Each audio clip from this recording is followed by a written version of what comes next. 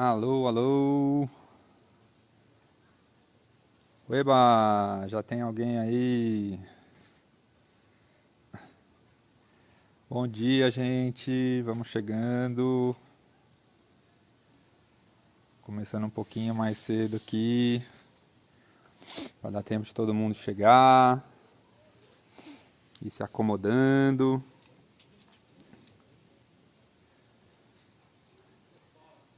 Estou muito feliz de fazer essa live aí com vocês. Na verdade, é a minha primeira live. Estou entrando nessa moda aí, uma forma da gente se conectar, né? Nesse momento de quarentena, esse momento de pausa para os que têm esse privilégio, né?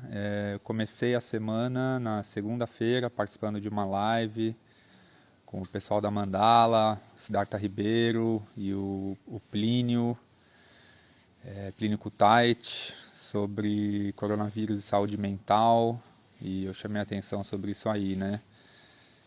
Obviamente essa situação afeta a todos, mas de formas muito variadas, e no Brasil que é tão desigual, com certeza isso tem que sempre ser levado em consideração.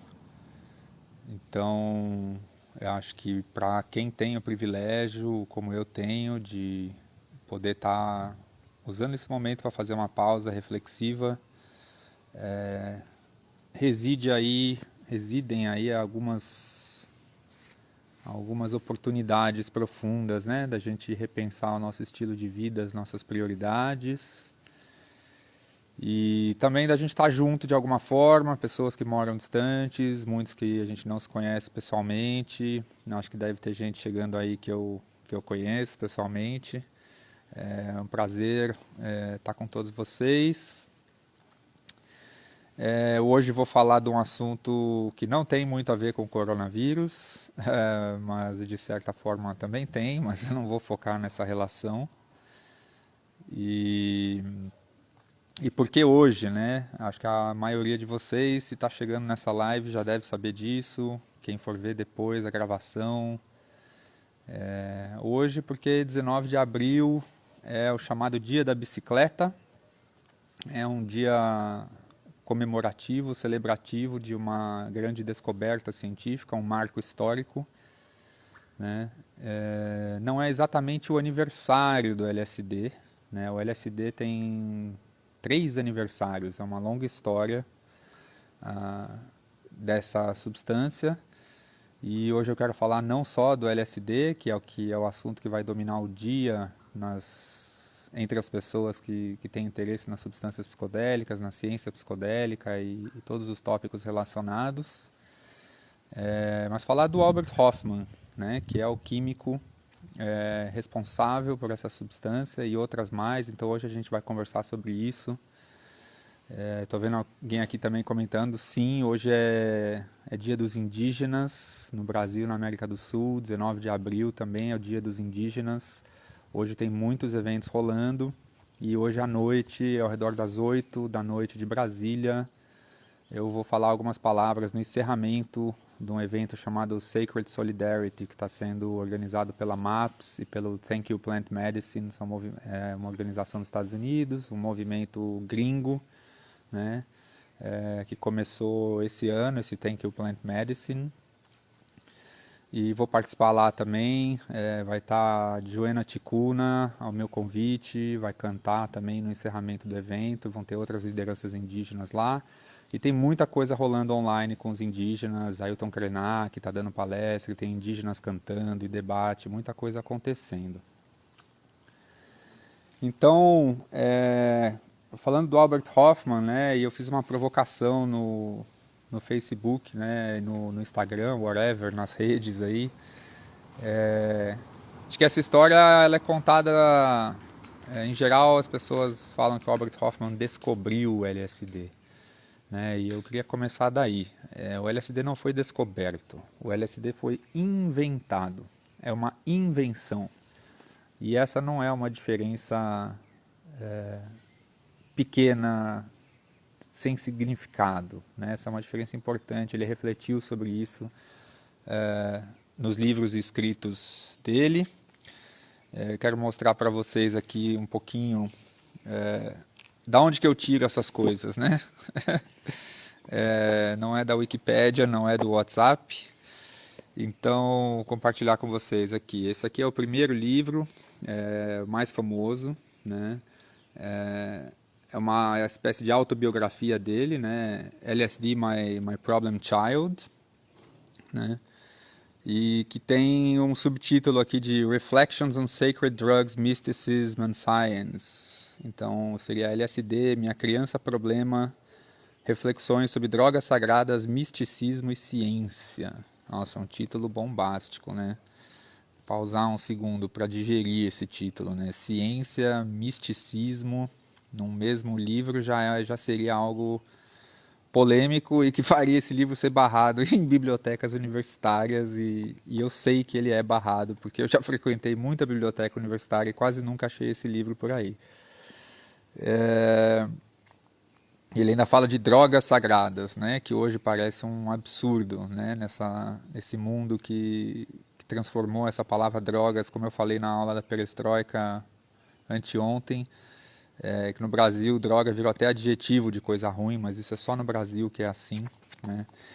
De qualquer forma, esse livro aqui é o livro mais famoso, quase todo mundo que conhece Albert Hofmann conhece esse livro. Quando eu falei que eu ia fazer essa live, eu li o livro e tal, as pessoas, né, acham que é o livro do Albert Hofmann, mas não é, né, tem outros. Um outro muito interessante é esse aqui, ó, Plantas dos Deuses, né, que ele não escreveu sozinho, escreveu junto com o Richard Evans Schultes, antropólogo, professor de Harvard, que foi um dos primeiros caras a viajar na Amazônia, ainda antes da existência das igrejas ayahuasqueiras, entrou em contato com muitas comunidades indígenas, e eles tiveram relações importantes ao longo das vidas e carreiras, que eu vou comentar hoje. Esses dois livros são muito antigos, né? Deixa eu dar uma olhada aqui o que diz aqui. O primeiro copyright, olha que legal, o primeiro copyright do LSD My Problem Child é de 1979, o ano que eu nasci. E depois tem 83 e 2005. Então é um livro de 40 anos. O Plants of the Gods, galera, vamos ver aqui o que diz. Publicado pela primeira vez em 1992, né? É um bocado mais recente, mas já também antiga. E depois tem um outro, foi um livro que, nos últimos anos, muitos anos assim, foi um dos livros que mais me emocionou de ler e de ter acesso, que é esse aqui, que já nem tanta gente conhece. Mystic Chemist, a vida de Albert Hofmann e sua descoberta do LSD, está aqui na capa. Descoberta do LSD. Eu ouso discordar, né? Eles deveriam ter colocado sua invenção do LSD. Eu já vou voltar nesse ponto da invenção já, né? Esse livro é muito legal, como vocês podem ver, ele está cheio de coisinha colorida colada em toda a extensão do livro. São as minhas anotações de anos atrás, quando eu li. Esse livro foi lançado em 2013, depois que o Albert Hofmann morreu. O Albert Hofmann morreu em 2008, aos 102 anos de idade. Então, um sujeito que viveu do comecinho do século XX até o começo do século XXI, né? Viveu 2 guerras mundiais e, basicamente, viu nascer, de certa forma, viu nascer a industrialização, a globalização, a chegada da aviação comercial, etc, etc. Um cara que viveu uma época de mudanças planetárias, digamos, sem precedentes, né? E esse livro então é de 2013, e quando eu li com muito carinho, e li fazendo muitas anotações e marcando passagens de coisas raras que eu nunca tinha visto em nenhum outro lugar. E essas anotações todas são essas bagacinhas coloridas que você vê aqui, ó, que minha namorada me deu de presente. Hoje ela é minha esposa. E essas coisas que menina gosta, né? Vai na papelaria e compra umas caixinhas com os marcadores de livro colorido que não deixa marca de cola no livro e tal. E aí, por fim, é o livro mais desconhecido de todos, que é muito legal, é mais metafísico, filosófico, e que dá para nós uma perspectiva de quem foi o Albert Hofmann de um jeito diferente dos outros três. É esse aqui, Inside Outlook, do Albert Hofmann. Esse aqui é de 1986, né? Então o livrinho escreveu 7 anos depois do My Problem Child. E aqui ele não foca tanto em LSD e psicodélicos, mas ele fala de filosofia, de mundo, de espiritualidade, o que é o ser humano, o que é a natureza, o que é a ciência, o que é objetivo e subjetivo, né? Esse título ele joga com isso. Insight Outlook é isso, né? Eu não sei nem como traduzir isso, um pouco desafiador, né? Mas tem a ver com insight, tem a ver com introspecção, com, né, descoberta, com sacada intelectual, pensamento, né, criatividade. E outlook pode ser tanto a sua aparência quanto a sua mirada para o mundo exterior, né? Então ele está jogando com essa questão que é uma questão super importante, né? Em todo o estudo da consciência, em toda a questão da ciência também. A ciência ela é talvez a ferramenta mais refinada e precisa que a humanidade inventou para conhecer o mundo externo, a matéria, do que são feitas as coisas, como que a matéria se comporta, as moléculas, os átomos, as partículas, a engenharia de materiais, o tijolo, o carro, uma droga, o que quer que seja. Mas a ciência ainda tem grandes limitações e desafios a superar quando a gente está falando da consciência, do universo subjetivo, do pensamento, e das visões de mundo, da filosofia e da metafísica. E nesse livrinho, que é um livrinho, ele é bem mais fininho ó, que os outros, né? Os outros são todos livros razoavelmente grandes, né, extensos. Ele toca nessas questões. Da onde que eu comecei com tudo isso, né? Eu me arrependo até hoje, eu não sei se é bem arrependimento, porque eu realmente não tinha como, mas em 2006 houve um evento na Suíça de celebração dos 100 anos do Albert Hofmann. E com a presença dele, andando com duas bengalinhas, assim, né? Ele morreu aos 102, saudável, 2 dias antes de morrer, ele foi a pé até a casa do vizinho, tomar chá com o vizinho.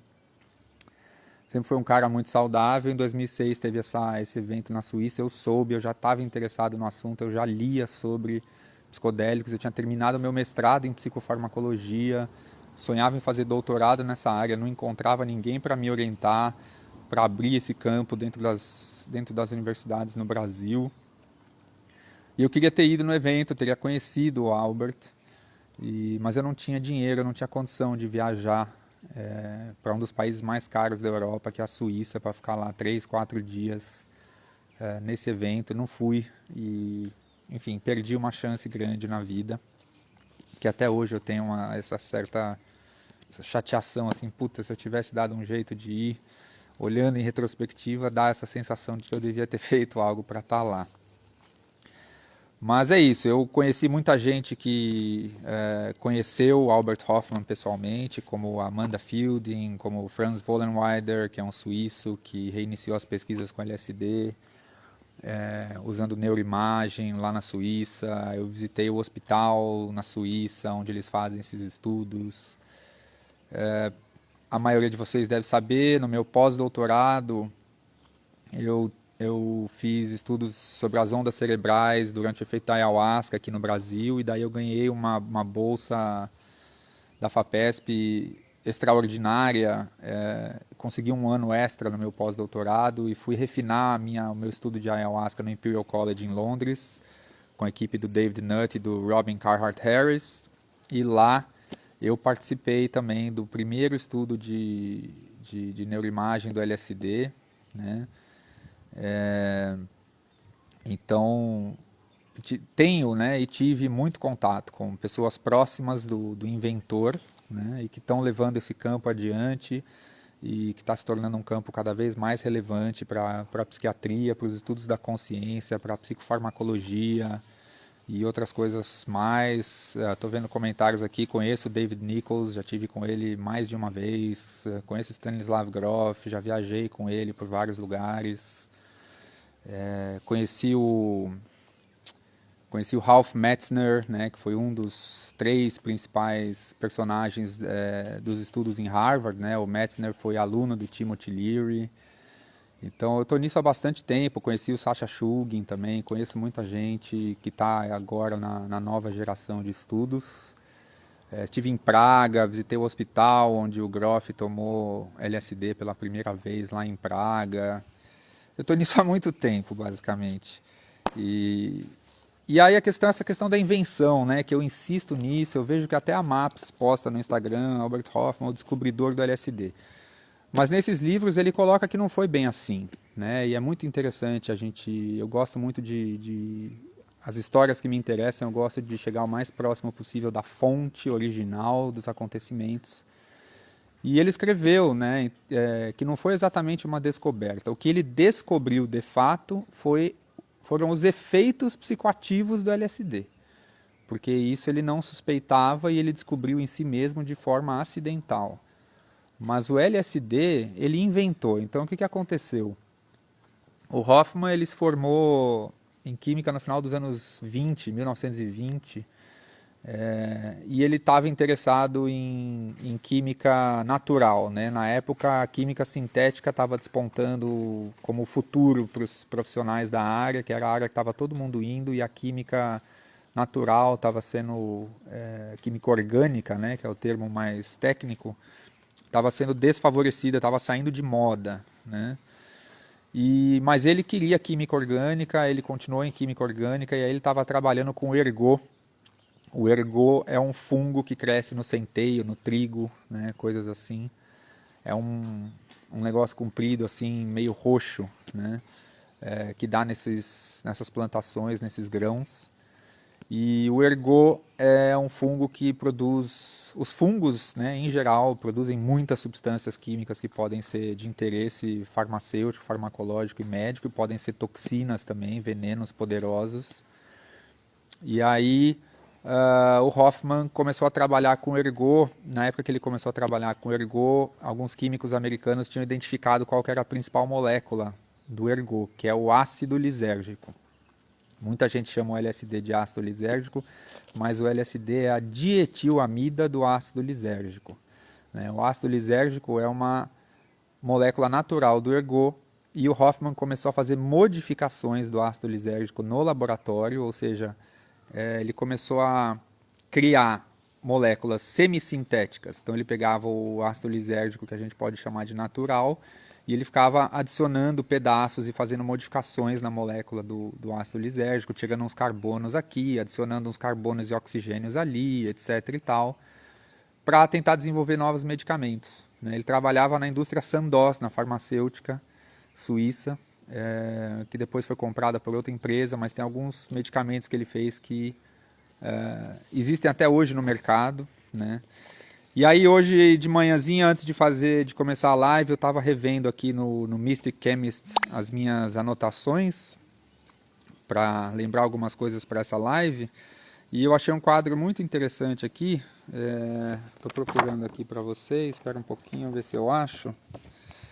Em que ele fala dos remédios, né? Eles falam dos remédios que o Hoffman inventou ainda antes do LSD e que a Sandoz, em alguns casos, patenteou e comercializou. E eles falam aqui que a Sandoz lucrou bilhões de francos suíços com medicamentos feitos pelo Albert Hoffman que foram comercializados, né? Então, tem um que chama Metergine. Onde é que está essa tabelinha? Achei que eu tinha encontrado, mas ainda não encontrei. Espera um pouquinho. Aqui, achei, ó, tabelinha para vocês. Vamos ver se eu consigo mostrar aqui. Mudar a lente. Aí, aqui, ó. Essa tabela, esse quadro aqui, ele mostra, ó. Tem o Metergine. Todos têm o Rzinho, ó, de registrado. Vamos dar um foco ali. Olha lá, né?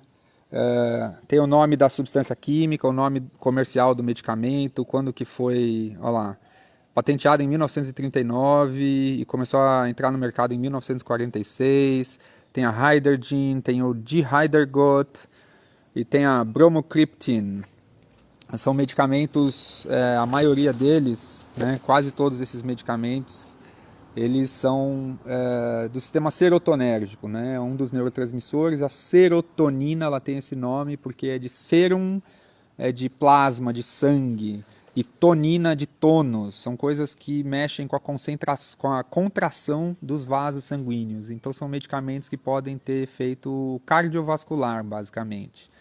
Então um desses medicamentos foi usado para parar sangramentos no parto, né? Um medicamento utilizado durante o parto, o nascimento de bebês, e se as mulheres tivessem sangramento excessivo, podia usar esse medicamento para interromper e salvar vidas, tanto de mães quanto de bebês, né?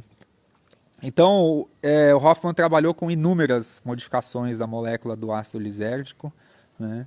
E a 25ª tentativa é o LSD. Então, é por isso que às vezes as pessoas chamam o LSD de LSD 25, né? Esse 25 é um sufixo histórico, né? Não é nomenclatura química, né? LSD é a sigla de dietilamida do ácido lisérgico em alemão, né? Então, o Hoffman estava trabalhando com isso aí e ele inventou então o LSD. Num belo dia ele estava no laboratório dele e ele teve uma ideia. Ele pensou na molécula do ácido lisérgico e ele pensou na molécula do ácido nicotínico, que tem também a dietilamida.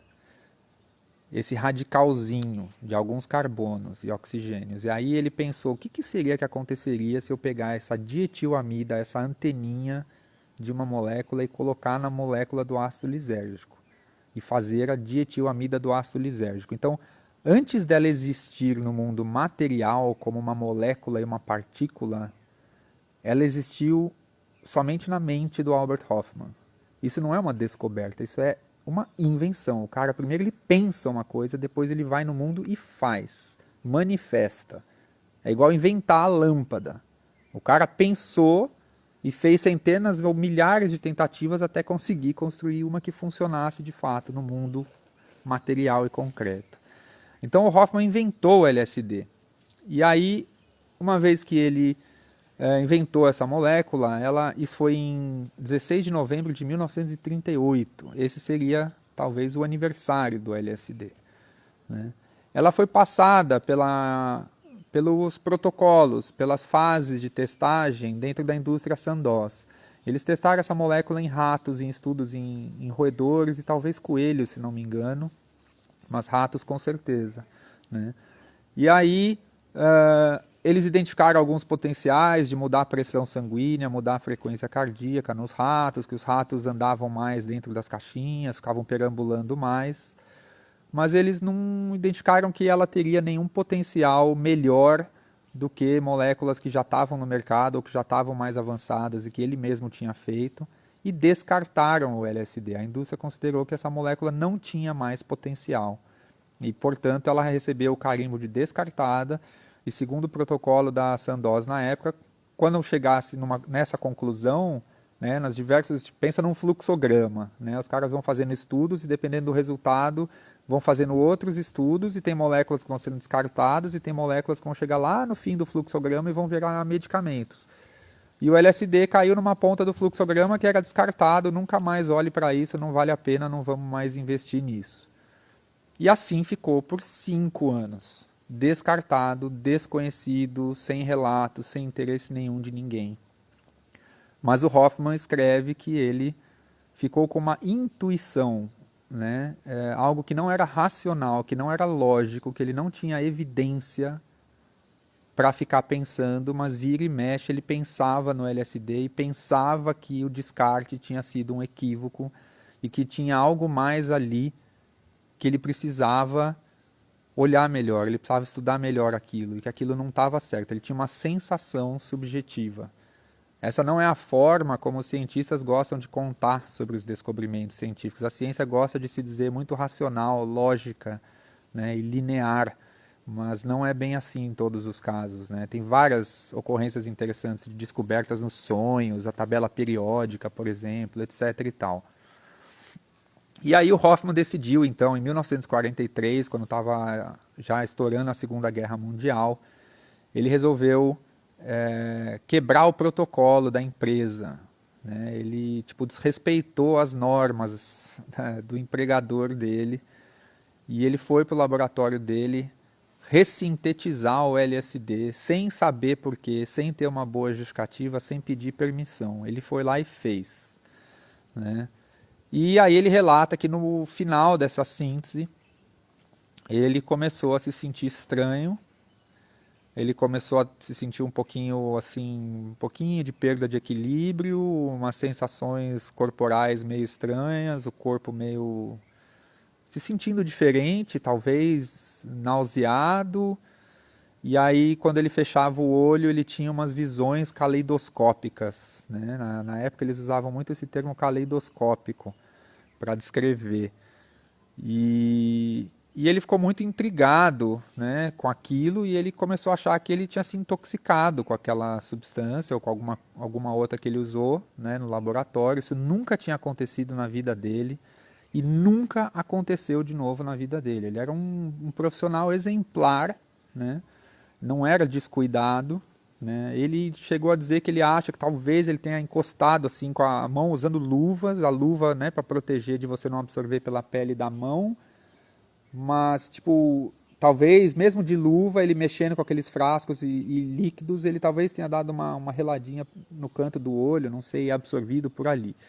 Ninguém sabe, ninguém nunca vai saber como que aconteceu, mas naquele dia ele experimentou os efeitos de uma quantidade absolutamente pequena de LSD e teve alguns efeitos muito suaves e passageiros.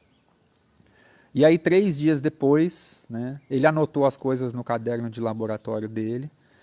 E aí 3 dias depois ele resolveu que ele ia fazer um experimento intencional. E esse é o 19 de abril, esse é o dia que a gente celebra hoje. Né? E aí ele voltou para o laboratório e falou, eu vou tomar uma quantidade infimamente pequena, minúscula desse LSD, que não vai fazer efeito algum em mim. E daqui a alguns dias eu aumento mais um pouco, e depois eu aumento outro pouco, e depois eu aumento outro pouco. E em um mês eu devo encontrar qual que é a dose que vai me dar aqueles efeitos e que eu vou ter aquelas visões de novo, né? E vou conseguir saber se essa substância é psicoativa ou não. E aí ele calculou 250 microgramas como essa dose extremamente pequena. Então, para vocês terem ideia, na época, a única substância parecida conhecida era a mescalina, do cacto peyote, também do San Pedro. Né? E a mescalina é ativa em centenas de miligramas. Então, ele estava pegando 1000 vezes menos do que a mescalina precisaria para ser ativo. Se ele tivesse tomado 250 microgramas de mescalina, ele não ia sentir nada mesmo, ele estava certo. Só que o LSD é extremamente potente e 250 microgramas de LSD é uma dose forte de LSD. E aí ele tomou esses 200 microgramas, 250 microgramas, né? 200 ou 250, tenho quase certeza que é 250. Os membros do fã-clube, por favor, me confiram aí, me digam se é 200 ou 250. Essa semana me perguntaram até se eu sabia a hora que ele tomou essa dose. Eu falei, putz, acho que eu vou ser expulso do fã-clube, eu não sei a hora. E aí, ele tomou esses 250 e em pouco tempo, 20 a 30 minutos, ele começou a se sentir super afetado, o corpo parecia estranho e ele estava tentando anotar no caderno dele e ele perdeu a capacidade de escrever. Ele percebeu que ele não conseguia mais escrever palavras coerentes e a grafia dele tinha se desconfigurado e ele começou a ficar tonto. E aí ele chamou a assistente dele, que ele precisava ir para casa por causa da guerra, tinha restrição de combustível, não dava para usar automóvel, e ela levou ele, eles foram de bicicleta, por isso o dia da bicicleta. Né? E aí ele foi para casa, ele relata que esse passeio de bicicleta pareceu infinito, ele pedalava, pedalava, pedalava e achava que não saía do lugar e que não estava nunca chegando. Tem uma animaçãozinha italiana super legal no YouTube, que eles desenharam esse passeio de bicicleta, e aí os tijolos dos prédios começam a virar uns pássaros, e ele dá looping, é bem legal, deem uma procurada nessa animação. eu acho que chama Bicycle Day ou alguma coisa assim, é fácil de achar. E ele, quando chegou em casa, daí a coisa começou a complicar, né? Ele começou a passar mal, ele começou a se sentir muito mal e ele começou a ter certeza de que ele estava seriamente intoxicado e que ele ia morrer.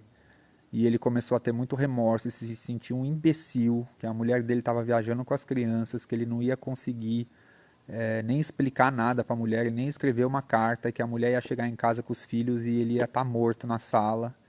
E como ele foi idiota de violar o protocolo da empresa e ressintetizar essa substância e se deixar contaminar com um produto de laboratório, um erro básico que um químico jamais deveria ter feito, né? Então, valeu galera, confirmando aí que é 250 microgramas e tem gente me dizendo aí que ele tomou às 4h20 da tarde, que foi a informação que eu tinha recebido essa semana. Então, ele começou a ter essa pira de morte, né? E aí ele mandou chamar o médico e o médico levou horas para chegar por causa da restrição de locomoção e tal. E ele pediu para chamar a vizinha para trazer leite, porque leite era uma proteção para envenenamento, né, por via oral, obviamente. Então, se você ingere algum veneno, o leite ajuda a neutralizar muita coisa. E foi o que ele pensou na época. Ele podia tentar se proteger de absorver mais da substância, né, que ele tinha tomado oralmente, através de leite. Aí quando a vizinha chegou, ele enxergava uma bruxa malévola que queria matar ele, não pegou o leite, fechou a porta, e a vizinha não entendeu porra nenhuma. E ele deitou no sofá e ficou lá achando que ele ia morrer. Quando o médico chegou horas mais tarde, tudo que o médico conseguiu identificar era pupilas dilatadas e a pressão um pouco mais alta, mas nada patológico. E a partir daí a viagem dele começou a mudar. E ele começou a ter uma viagem interessante, ele fechava os olhos e tinha essas visões todas maravilhosas, caleidoscópicas, de muitas coisas e muitas cores. E ele escreve que o dia seguinte, quando ele acordou, foi extremamente marcante, que ele estava num estado espiritualizado e que cada gotinha de orvalho na grama tinha significado e uma beleza atípica. Então, é muito louco como esse primeiro relato dele já traz essa questão muito importante quando a gente está falando de psicodélicos, né? E que o Aldous Huxley depois, quando também foi escrever sobre as primeiras experiências dele com mescalina, isso foi 10 anos depois dessa primeira experiência do Hoffman com LSD, o primeiro ensaio do Huxley chama As Portas da Percepção, e o segundo chama Céu e Inferno. Né? Então eu gosto muito desse conceito de céu e inferno, e a primeira experiência do Hoffman traz muito essa questão. Então assim, ele tinha inventado o LSD, né? Deliberadamente inventado, e depois ele descobriu, primeiro sem querer querendo, né? Que era psicoativo, e aí ele testou voluntariamente nele mesmo essa psicoatividade. Bom, ele levou essa história para Sandoz e todo mundo falou: Albert, você errou, você perdeu a mão pela primeira vez, a gente sabe que seus cálculos são sempre precisos e o seu trabalho é impecável, mas você se contaminou, você está errando as contas, não é possível que 250 microgramas de alguma coisa tenha um efeito psicoativo tão pronunciado, a gente precisa estudar o que está acontecendo aqui, mas isso está errado.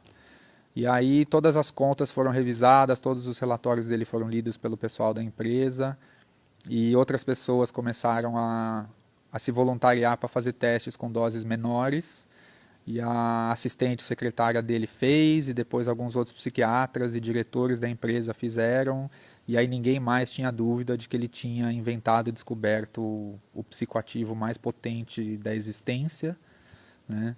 E a Sandoz começou então, isso levou alguns anos para fazer esse processo, alguns meses para outras pessoas tomarem, e aí a Sandoz criou uma trademark, né? O LSD passou a se chamar Delicid.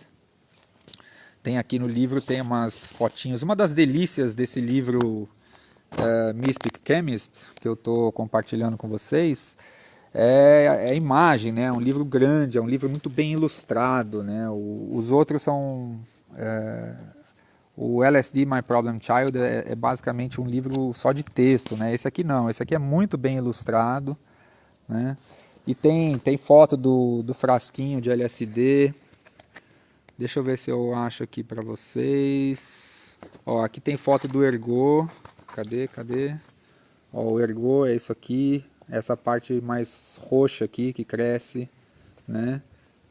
No grão, a Sandoz tinha plantação de ergot para fazer todos esses trabalhos.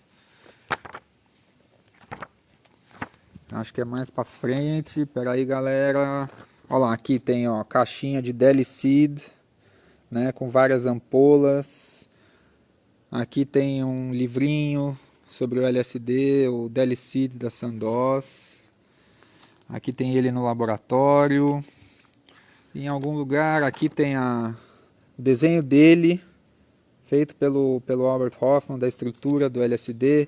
Essa parte aqui é a dietilamida, é a parte que ele resolveu enfiar no ácido lisérgico, por isso que é semissintético, né? E o frasquinho de Deli Seed está aqui, ó. Aqui tem o frasquinho de Deli Seed, aqui tem outros, e tem uma coisa legal aqui também, olha só esse aqui. Esse aqui são ampolas que eles estavam fornecendo de placebo, né?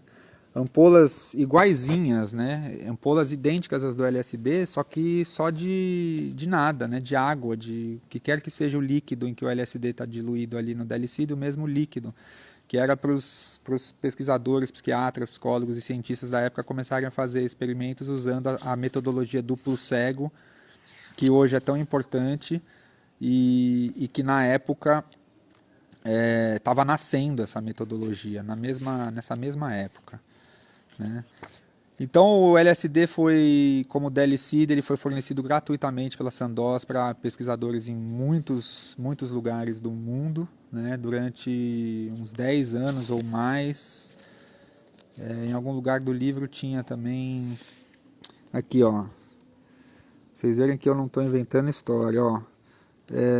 LSD, a Sandoz produziu LSD sob o nome de Deli Seed de 1947 a 1966. Praticamente 20 anos, né? Nesses 20 anos, tudo isso foi basicamente antes de virar o ácido famoso das ruas, como o Blotter e dos hippies e do Timothy Leary, da Guerra do Vietnã e da Proibição. Muita pesquisa foi feita. Muitos psiquiatras achavam que o LSD tinha muito valor, né? Aliás, galera, quem quiser fazer pergunta, por favor, manda pelo negocinho de perguntas. Eu ainda não consigo falar tudo e acompanhar todos os comentários de vocês, então no final eu vou querer responder perguntas, mas pelo lugar de perguntas vai ser mais fácil de eu conseguir fazer isso, né? E aí o LSD então foi fundamental na psiquiatria dos anos 50 e 60, isso foi interrompido depois com todos os escândalos e todas as associações culturais que o LSD passou a ter, né, e ficou tantos anos, décadas e décadas na obscuridade, como uma droga ilícita, feita em laboratórios underground, proibidos, os Cambau A4. E, enfim, o LSD não foi a única coisa que o Hofmann fez, né, de importante. Ele teve vários outros papéis importantes, né, como eu estava mostrando para vocês nos outros livros, né. Entre eles, teve a questão da psilocibina e da psilocina, que são os princípios ativos dos cogumelos mágicos, cogumelos do gênero psilocybe, que hoje também são foco intenso de pesquisa e uma grande esperança de um novo tratamento para depressão grave, né. Então, o que aconteceu? A história da psilocibina também é fascinante, né? Então, ela aparece, ele comenta dela aqui no LSD My Problem Child, ela aparece aqui no Mystic Chemist também, e ela também aparece aqui no Plants of the Gods, em vários outros livros, obviamente. Eu não estou com tudo aqui, mas esses são meus favoritos. Acho que esses aqui dá para ter uma noção bem boa do que eu estou falando. Para quem quiser os detalhes, quem quiser passar suas quarentenas aí com essas referências. A história da psilocibina, os cogumelos, né, eles têm uso ancestral, possivelmente milhares de anos. Existem estátuas de cogumelos que foram escavadas, né, as que sobraram, né, porque os colonizadores, eles destruíram muito disso, dessas representações das pirâmides, e o conhecimento dos maias, dos astecas, dos incas foram ativamente detonados, mas um bocado sobrou e a arqueologia consegue reconstruir, né?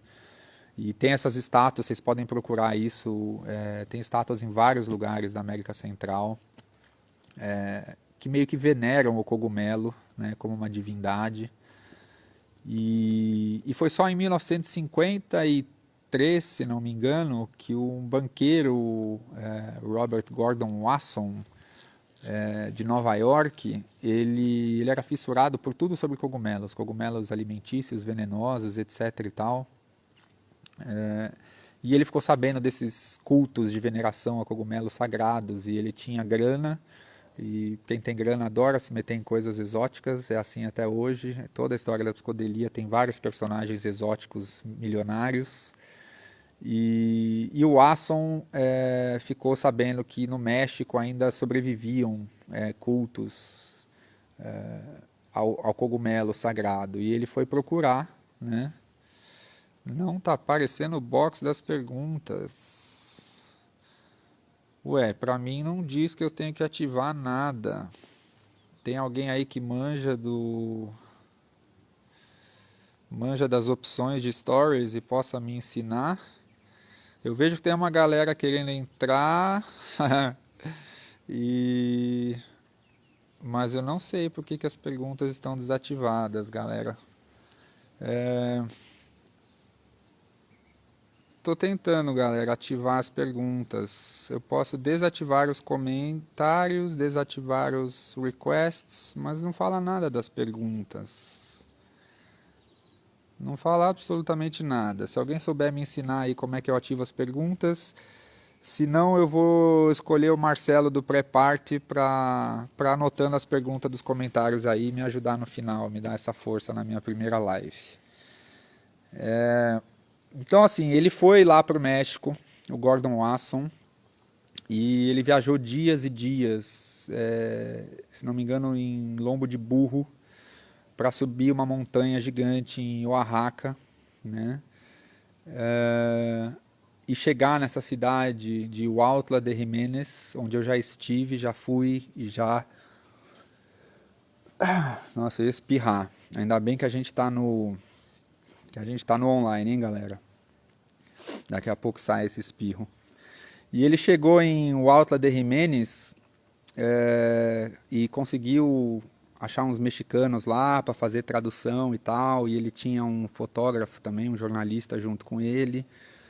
E eles conseguiram chegar numa curandeira massateca que fazia rituais com os cogumelos. E eles foram os primeiros brancos a participarem dos rituais com os cogumelos. E eles participaram desse ritual e ficaram impressionados e voltaram algumas vezes e juraram segredo.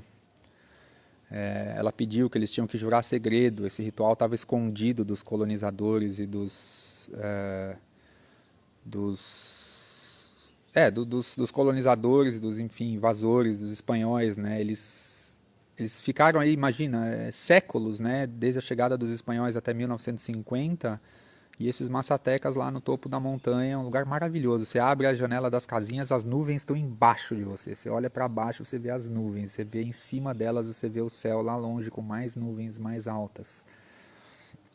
E foi, depois disso tudo, virou um pico turístico. John Lennon foi lá, Mick Jagger foi lá, teve problemas. Então, assim, o cara jurou segredo, o banqueiro, né? Muito exemplar isso, né? Veio o ocidental, banqueiro, milionário, jura segredo, sai e publica um artigo na revista Life Magazine. E foi aí que criaram o nome Magic Mushroom. Foi um jornalista que teve essa ideia, né? E o artigo saiu com o título de Seeking the Magic Mushroom. E contava toda a história. Ele usou um pseudônimo para não identificarem a mulher, né? Mas não adiantou o pseudônimo, a identidade dela rapidamente foi descoberta, a Maria Sabina, né? E isso teve uma onda de hippies nos anos 60 e 70 para o Huautla de Jiménez, um vilarejo sem nada. Na época, com certeza, não tinha nem energia elétrica e tal, né? Eu fui para lá, imagina, em 2012 eu fui para lá e de carro Saindo de Oaxaca, leva 3 horas, eu acho, 3 ou 4 horas para chegar em Huautla de carro, em estrada asfaltada. Levava dias de burro para subir aquele negócio. Você sai do deserto e vai subindo, e de repente você está no deserto, você faz uma curva, você dá no outro lado da montanha e você está numa floresta, tipo floresta atlântica. Assim. É inacreditável a mudança de bioma. É porque a montanha, um lado da montanha recebe a umidade do mar e o outro lado não recebe nada. A montanha corta a umidade. Então, de um lado é mata, do outro lado é deserto. Né? Muito louco. E aí, lá em Huautla, eles então descobriram o cogumelo, publicaram sobre o cogumelo. Tem várias biografias em espanhol escritas por pessoas mexicanas e de Huautla que contestam vários pontos da vida da Maria Sabina. Eu tenho alguns desses livrinhos que eu comprei lá mesmo, em Huautla. Mas o fato é que os cogumelos ficaram famosos. Pouco tempo depois o Timothy Leary foi também comer cogumelo. O Timothy Leary começou com uma experiência de cogumelo, né? A história dele com os psicodélicos. E, enfim, o banqueiro ele mandou amostras desses cogumelos para vários laboratórios de química para identificarem o princípio ativo, né? Que é esse conceito ocidental científico da molécula, né, que existe numa planta ou num cogumelo, num organismo natural, o que quer que seja, seria uma molécula responsável pelos efeitos psicoativos. A gente hoje já sabe, o melhor exemplo é a maconha, né, que não é um só princípio ativo, mas em muitos casos é um princípio ativo ou chega perto de ser um. O que eu quero dizer com isso?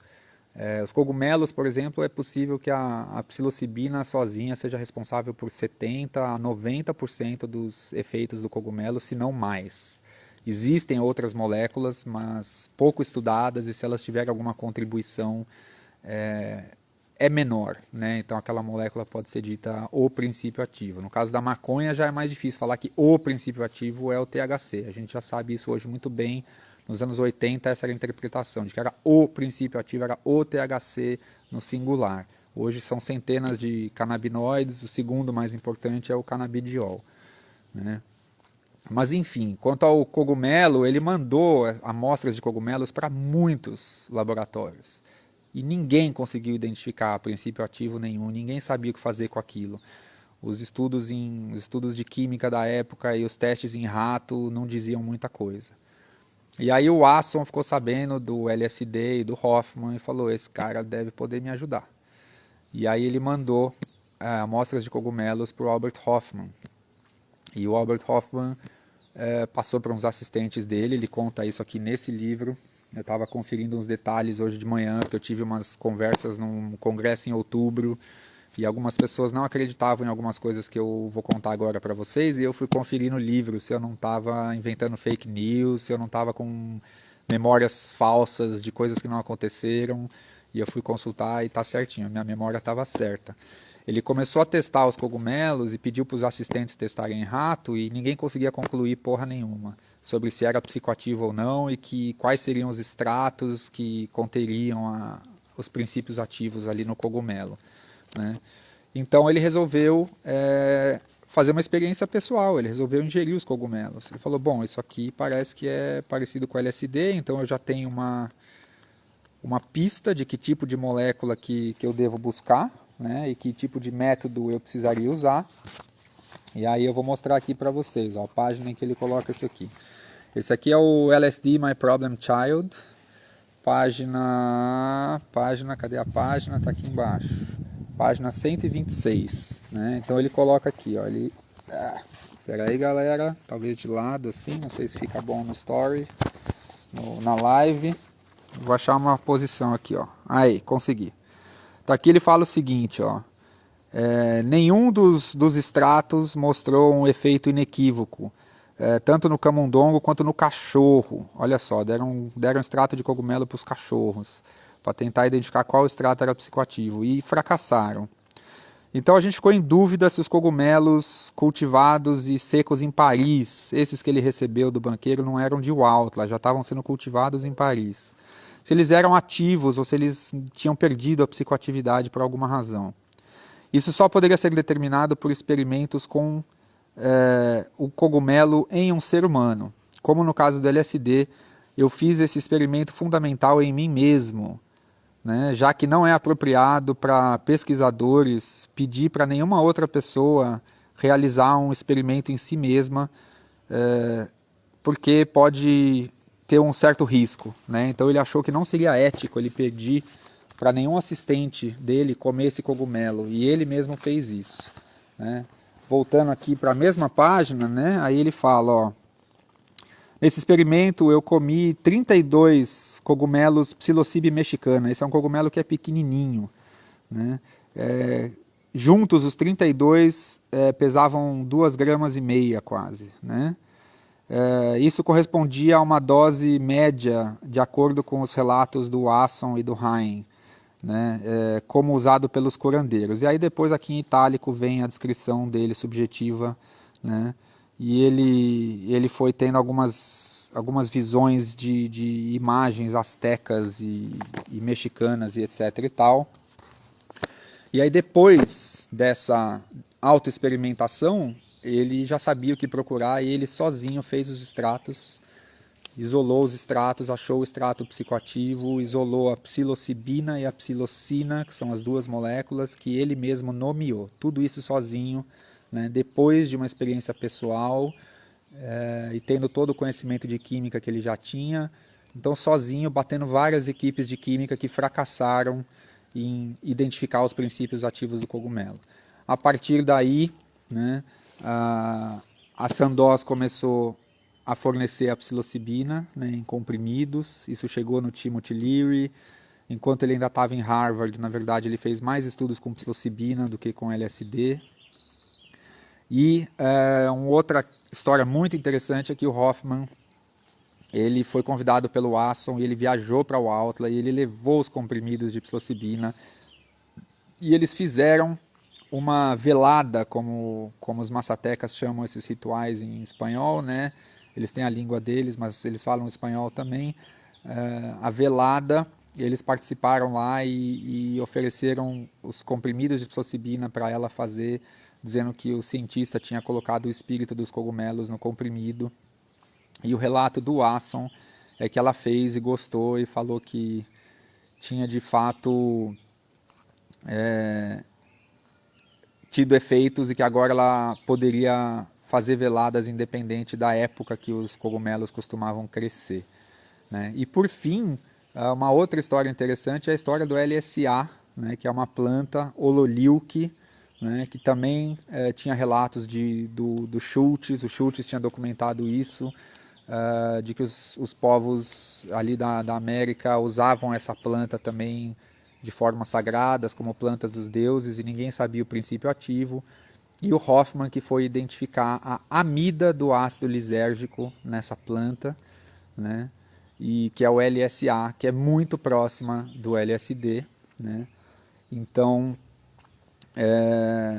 ele relata esse momento como um momento muito maravilhoso para ele de encontrar na natureza, num organismo vivo, uma molécula tão próxima do LSD que ele tinha inventado, e de que o LSD então não era assim tão artificial, e quem sabe se o LSD não existiria naturalmente em alguma planta desconhecida, em alguma semente ou algum fungo que ninguém conhece e ninguém nunca viu, né? Isso fica até hoje como incógnita.